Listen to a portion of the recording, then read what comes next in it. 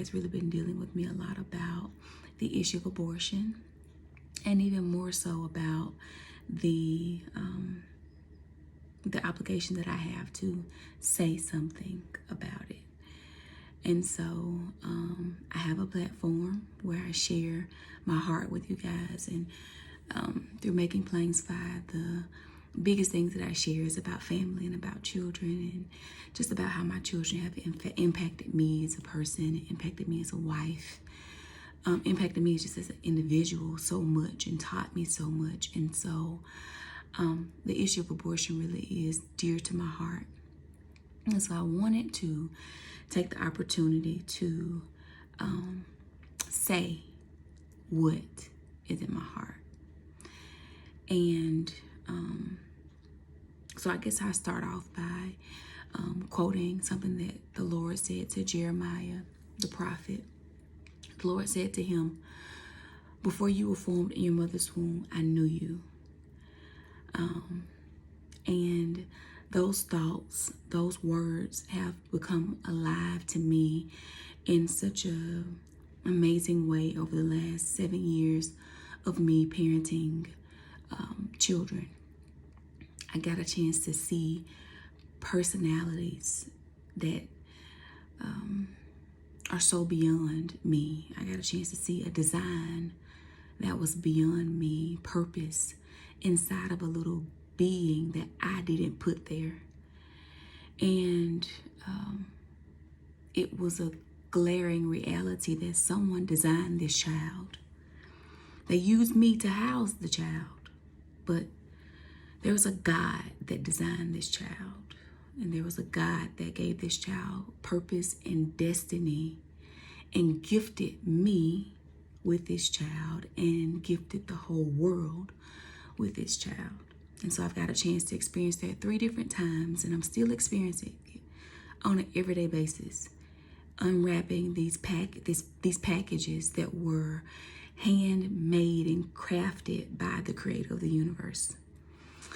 And so as I think about that experience that I've had with my own children, and I think about the deceptive language that is rampant in our world today, that a fetus, an unborn child, is no more than a woman's choice, that this ball of blood is nothing more than an extension of this woman's sexual relation, and she has a right to cut it off at her discretion, and it will be of no consequence to anyone else. When I think about that language and I line it up with my experience of life and purpose and the design of God and the lives of my own children, I know that it's a lie. And it's a dangerous lie. I think about how I hear that language so much. No one has a right to take a woman's right away to do whatever she wants to do with her body, to make a choice for her body, to do what's right for her, to make the best decision for her body.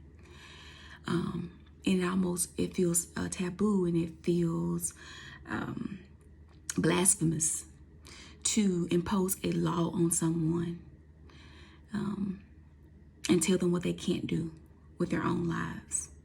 And then I think about laws like in America, if you get pulled over and you don't have a seatbelt on, you can get a ticket and you have to pay because you decided you didn't want to protect yourself by wearing a seatbelt. Now, how is it that law enforcement and the government and laws can tell me that I have to protect myself in my own car and put a seatbelt on? After all, it's my life. I do what I want to do with it, right? You don't have a right to tell me what I should or shouldn't do, or impose that law on me with a punishment or a consequence.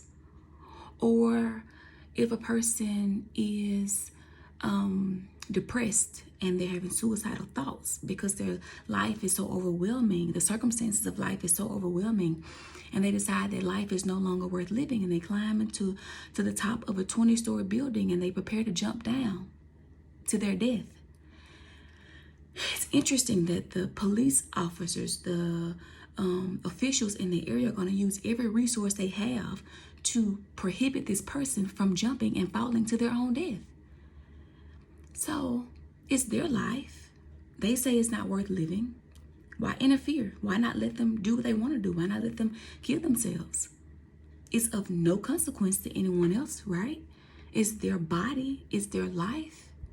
Or what about a mom who is at a grocery store with a 3-year-old and she realizes that this 3-year-old is overwhelming, taking care of it, feeding this child, clothing this child, providing for this child, teaching this child, training this child. It's overwhelming, and she's decided, I want to kill this child, and I'm going to do it right now. I think about how many people in their grocery store would put their lives on the line to come in between that mother killing that child. How they would express such a high level of value, how it would be illegal for her to kill her child, even though she's the one feeding the child, even though she's the one that birthed the child, even though she's the one that's housing the child, she's the one that's caring for the child. So essentially, this child is very much like her property, but it's illegal for her to do it. There is a value assigned to each of these 3 people. Even a 3-year-old who isn't contributing much to society at all, there's a value assigned to that 3-year-old because that 3-year-old has a contribution. And the whole world, I believe 9 out of 10 people in that grocery store are going to look at their child and say, I see value in you. Your life is worth something. You should be here. You deserve to be here. You do not deserve for your life to be taken away from you, even if it's at the hands of the woman who nurtured you for 9 months, who solely provided for you for 9 months, who birthed you by herself, who is feeding you and clothing you and caring for you. Even if they have to say, I'll take the 3-year-old home with me. I'll care for the 3-year-old. And so all of this feels like commonplace in America. The empathy, the love, the compassion, it feels like commonplace. But then when we think about the fetus, the one that hasn't been introduced to the world yet, language, deceptive language has allowed us to relegate that same purpose, same destiny, the same transitional place that 3-year-old had to pass through. Because before he was a 3-year-old, important, valuable person, he was a ball of blood in the uterus of his mother. And because of that language, he's relegated to nothing but a mother's choice as long as he's unseen. The same person that's being punished for not wearing a seatbelt because their life is so valuable went through that same process of being in the mother's womb and looking like nothing but a ball of blood. The same person that climbed to the top of that building that was so important that the city released its resources to help save passed through that same journey. My 7-year-old, my 5-year-old, my 3-year-old, who daily make me better, who daily remind me of who God is, what love is, what patience is, what innocence is, passed through that same journey. And you know who else? And one night when I was praying, I was asking the Lord what his heart was on this issue. He allowed me to hear his thoughts about someone very special in our family because of what he represents for this entire country, this entire world. But I could hear his thoughts about Barack Obama and how before Barack Obama was even formed in his mother's womb, God looked at him as he was fashioning him and designing him. And he said, this one right here will be the first Black president of the United States of America. He decided that before he ever entered his mother's womb. And so when we looked at him as the first Black president of the United States, and I get to tell my son, Black men can be presidents. When I see him in all of this glory, I cannot dismiss the journey that he passed through. That he was once a ball of blood, that in someone's view, was relegated to nothing more than a woman's choice, his mother's choice. But when I look at him now, he's so much more than just his mother's choice. He was designed and prepackaged and purposed to do something that had never been done before, to be something that had never been before, to bring change in a way that has never been brought before. And so I think I said all that to say that I believe that no woman, no mother has a right to kill her own child. Just like I don't have a right to get a gun and go and shoot my neighbor for walking across my grass. I have the power to do it. I can get the resources to do it, but I do not have the right to do it because I don't have a right to murder. I don't have a right to take life. It has eternal consequences. It is breaking an eternal law to take life. And not only is it breaking an eternal law, a spiritual law, but it's also breaking a law of receiving. Because in every instance where God brought change and solutions and answers into the world, he used people. One of the things that I value the most about my children is that God has used them specifically and intentionally to bring answers to problems that I have as an adult, to bring solutions to issues that I have that I was not able to work through. But he put them in a package the same way that he put the solution to man's sin in a package called Jesus. He put the answer to the children of Israel's bondage in a package called Moses.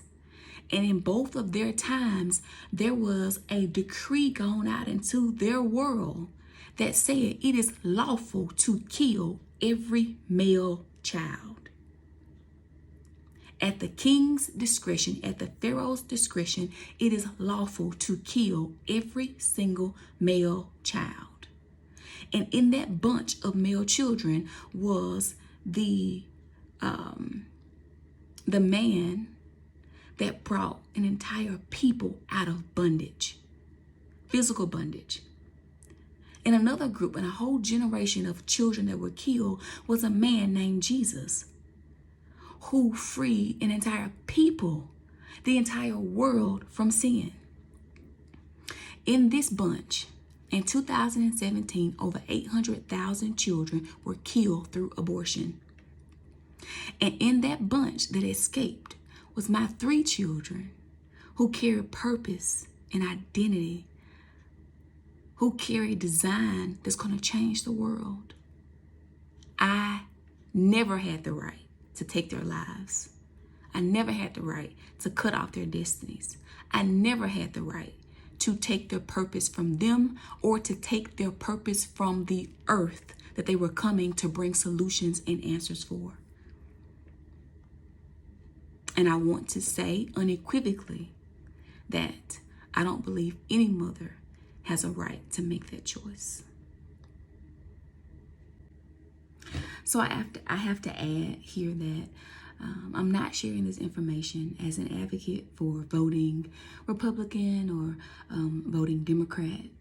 I'm not speaking as an advocate for a presidential candidate. I'm speaking as an advocate for life. Like I said, above being Black and being a woman and being a mother, I'm a citizen of heaven. That means I came from the place where babies are designed. My king is the one who sends them to the earth to be solutions and answers and to be inventors, to change the world for better. And so I speak to you as an advocate for them. And because I am an advocate for them, I cannot align myself with a leader who has self-proclaimed that if elected, one of the number one things on his agenda will be creating a law that says it is right for a mother to be able to kill her own child at her discretion.